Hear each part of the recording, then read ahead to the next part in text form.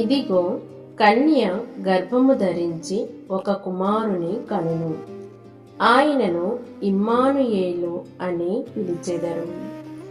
ఇమ్మానుయేలు అనగా దేవుడు మనతో ఉన్నాడు అని అర్థము. మత్తయి సువార్త 1వ అధ్యాయము 23వ వచనము.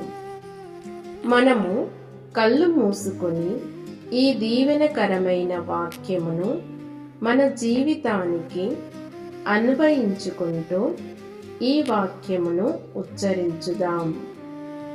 ఇమ్మానుయేలు, దేవుడు మనతో ఉన్నాడు.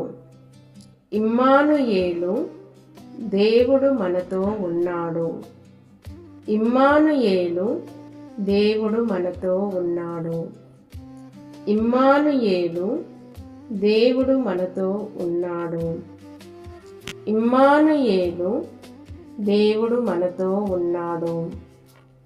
ఇమ్మానుయేలు, దేవుడు మనతో ఉన్నాడు. ఇమ్మానుయేలు, దేవుడు మనతో ఉన్నాడు. ఇమ్మానుయేలు, దేవుడు మనతో ఉన్నాడు. ఇమ్మానుయేలు, దేవుడు మనతో ఉన్నాడు.